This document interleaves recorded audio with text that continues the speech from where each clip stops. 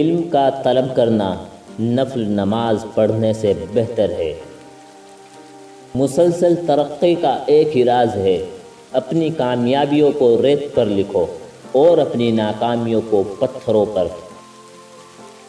لوگوں کی باتیں پتھروں کی طرح ہوتی ہے، اگر ان کو پیٹھ پر لاد لوگے تو پیٹھ ٹوٹ جائے گی، اور اگر ان کو اپنے قدموں تلے ایک برج بنا لوگے تو ان پر چڑھ کے بلند ہوتے جاؤ گے۔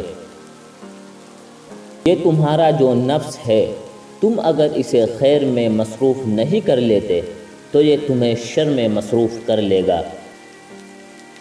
اس شخص سے محبت نہ کرو جو اللہ سے محبت نہیں کرتا، کیونکہ جو اللہ کو چھوڑ سکتا ہے وہ تمہیں بھی چھوڑ سکتا ہے۔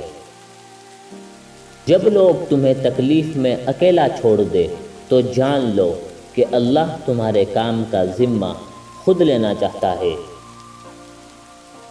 جو شخص چاہتا ہے کہ اللہ پاک اس کے ساتھ بھلائی کا معاملہ کرے، اسے چاہیے کہ لوگوں کے ساتھ حسن ظن رکھے۔ جو تمہیں دوست رکھتا ہے وہ تمہیں برائی سے روکے گا، اور جو تمہیں دشمن رکھے گا وہ تمہیں برائی پر ابھارے گا۔ سب سے زیادہ جاہل وہ ہے جو گناہ سے باخبر ہوتے ہوئے بھی گناہ کرے۔ دوستو، اگر آپ کو ویڈیو پسند آئی ہو تو اس کو لائک کریں اور ہمارے چینل کو سبسکرائب ضرور کریں۔